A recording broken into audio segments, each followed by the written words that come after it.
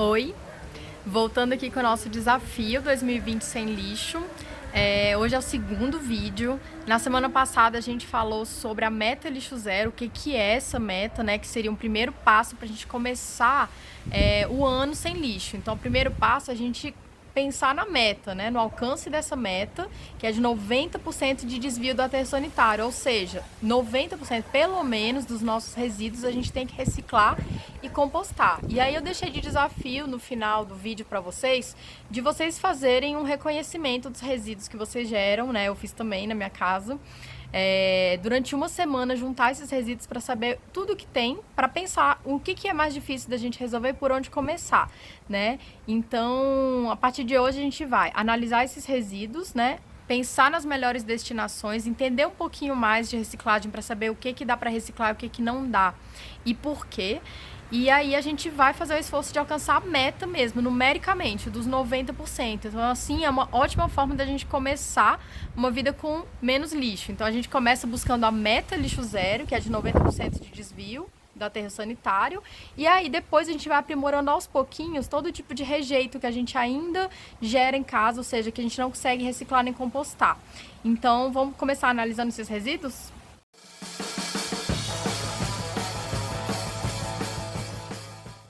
Então, gente, eu vou mostrar pra vocês aqui os resíduos que eu juntei durante uma semana para esse desafio e aí fazer uma avaliação com vocês de o que eu vou fazer com cada um, baseado no que é possível fazer e o que eu costumo fazer em casa. Então, primeira coisa, os resíduos secos, que eu falei pra vocês separarem, né? Em um recipiente os resíduos secos e outro os orgânicos, né? Então, foi isso que eu fiz aqui e aí eu vou mostrar pra vocês como é que eu separo na minha casa depois. Então, dos secos, deu essa lixeirinha aqui. Eu separei tudo, eu até falei pra vocês no outro vídeo, né? Pra passar uma água, dar uma limpadinha e tudo mais. Não tem nada sujo aqui, é só resíduo, né? A maioria deles é reciclável mesmo. Então é tranquilo, não precisa nem de saco aqui. Então, já fazendo uma análise um por um aqui. Tem, ó, por exemplo, embalagem de papel, né? Beleza, que isso aqui é reciclável. Aí, o que eu faço? Eu coloco no meu coletor de recicláveis, que aí eu vou juntando aqui até ele encher. Quando ele enche, eu tiro daqui e coloco numa caixa de papelão na coleta seletiva da minha rua ou levo até um ponto de entrega voluntária que já tem também convênio com a Associação de Catadores de Materiais Recicláveis, né? Que essas são as duas logísticas possíveis para a gente garantir a reciclagem dos materiais. Então, assim, como foi pouco resíduo aqui ao longo dessa semana, eu ainda não vou levar no ponto de entrega nem colocar aqui se eu estiver aqui na hora do caminhão da coleta seletiva. Eu vou deixar aqui juntando até dar um volume maior para eu colocar dentro dessa caixa de papelão. E então eu não uso saco plástico para isso também, né? Eu deixo alguns sacos aqui que eles estão aqui há mais de um ano, na verdade, estou sempre reutilizando o mesmo saco e depois eu transfiro para uma caixa de papelão. Então esse aqui é reciclável. Então eu vou colocar aqui no meu coletor, né, de papel. Aqui tem outro de papel, que também é todo, né, de papel também, então eu vou colocar para reciclagem também aqui, depois eu entrego. Lata de alumínio também é super reciclável, é o material mais reciclado aqui no Brasil, então super garantido de a gente realmente conseguir reciclar. Vou colocar aqui também no meu coletor de metal. Agora, mais uma embalagem de papel. Né, toda de papel, tranquilo, dá pra reciclar, então eu coloco aqui. Que mais? Essa embalagem aqui é um papel laminado, tá vendo? Que é um papel metalizado. Esse tipo de embalagem aqui não é reciclada no Brasil, a gente não tem reciclagem para esse material. Então isso aqui, infelizmente, é um rejeito, né? A gente não tem uma destinação adequada para isso aqui. Isso aqui eu vou colocar realmente na coleta convencional de resíduos do serviço de limpeza da cidade. Então eu separo aqui no meu coletor de rejeitos, que é esse aqui, né? Então o ideal é que isso seja uma proporção muito menor do que os recicláveis e compostáveis, né? Aqui também, ó, tem um saco de pão totalmente de papel, ele não tem aquele visor de plástico, né? Então esse papel aqui a gente poderia tanto encaminhar para reciclagem, tirando só o adesivo, porque o adesivo não é reciclável, ou também dá para compostar. Então, assim, também tirando esse adesivo, eu consigo colocar na minha composteira, isso composta muito rápido, então é um material tranquilo de se decompor. Mas, o que eu prefiro fazer com isso? Em vez de já dar uma destinação final para ele, reciclagem ou compostagem, eu prefiro reutilizar. Então esses saquinhos aqui de papel eu guardo, porque aí às vezes eu coloco até resíduos mesmo, né, os recicláveis, eu coloco pra fora de casa nesse tipo de papel pra também não usar sacola plástica. Então isso aqui eu junto, eu guardo em casa numa gavetinha só pra essas embalagens. Aí vamos lá, outros resíduos aqui. Então aqui tem outro papel, saco de papel, né, de pão, vou fazer a mesma coisa, eu vou juntar aqui pra reutilizar. Se ele tivesse aquele visor de plástico, aí já seria uma mistura de materiais, então não daria pra colocar ele inteiro assim na composteira e nem mandar pra reciclagem, porque toda vez que a gente mistura materiais, a gente inviabiliza a reciclagem e também a compostagem. Então, poderia recortar a parte de plástico e botar pra rejeito, porque aquele plástico é mole, a gente não recicla. E o resto do papel, né, reciclar ou compostar, como eu falei no anterior. Aqui, então, outra embalagem de papel, né? Outra coisa que dá pra fazer também é dar uma compactada para ocupar menos espaço aqui, né?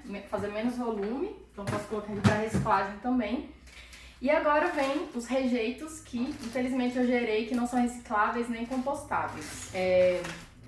Pacotinho de molho de tomate, né? Esse papelzinho também que é um plástico, isso aqui na verdade, né? Esse papel que é metalizado por dentro, tá? Isso aqui é um plástico, só que é um plástico de baixíssimo valor agregado que não vale a pena reciclar.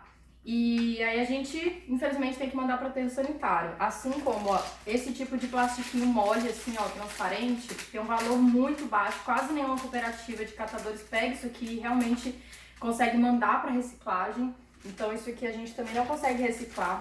Outro plastiquinho desses moles, né, de chocolate. Recibo de compra, esse papelzinho aqui também, ele não é reciclável, né, com essa impressão aqui, esse tipo de tinta aqui, inviabiliza a reciclagem desse papel. Então ele também é um rejeito.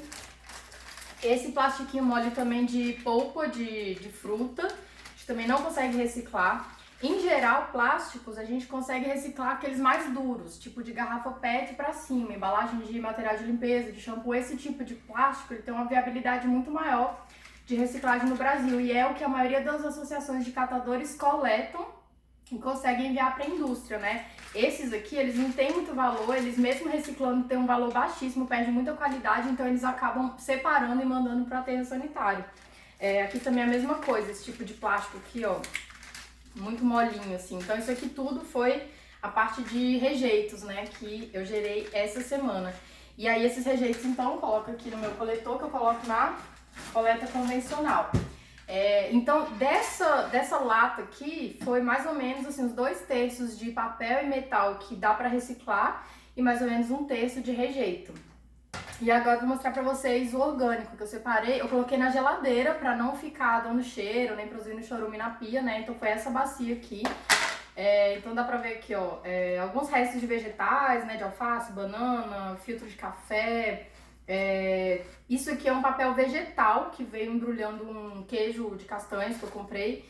E isso aqui também é um papelzinho tipo desse de pão, só que já tava com coisa orgânica dentro, ele tá bem sujinho, já tá úmido. E isso aqui tudo é matéria orgânica.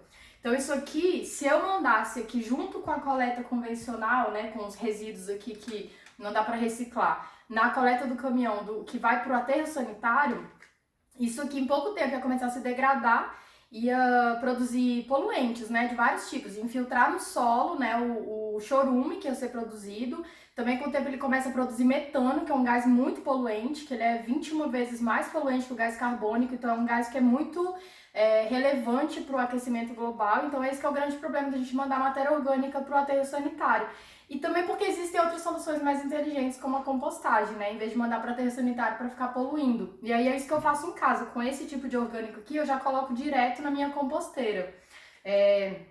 Aqui também foi mais ou menos 1/3, né? De todo o resíduo que eu gerei, foi 1/3 aqui orgânico, 1/3 de recicláveis e 1/3 de rejeitos. Foi mais ou menos isso. Então, ao todo, eu tive 66% de material que vai para reciclagem e que vai para compostagem. A meta lixo zero é 90%, então eu tenho que melhorar isso. Como que eu vou melhorar isso?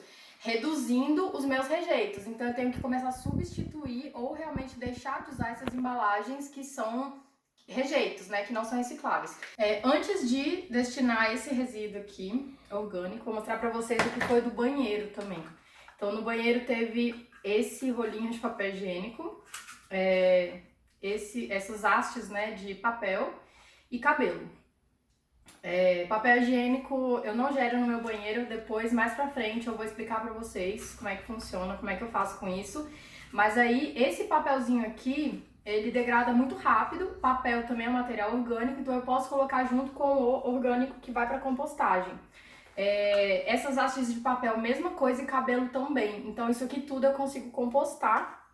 Então no meu banheiro, essa semana eu não gerei nada de lixo, nenhum tipo de rejeito, só material que é orgânico que eu vou colocar na composteira agora, então vou mostrar pra vocês.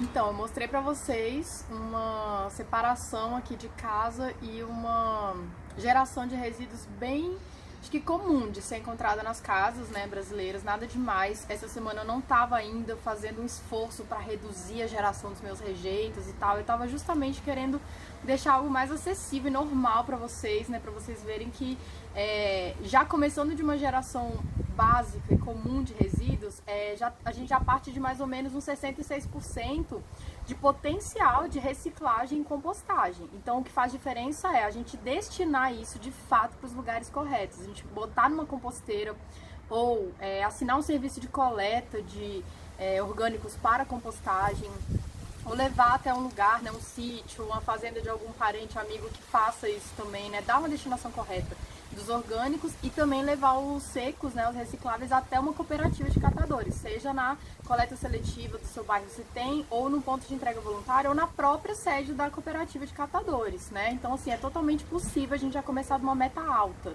e aprimorando aos poucos. Então, o desafio agora é, a partir dessa semana, a gente realmente fazer um esforço de destinar melhor o que é possível reciclar e compostar e também de reduzir os rejeitos, né?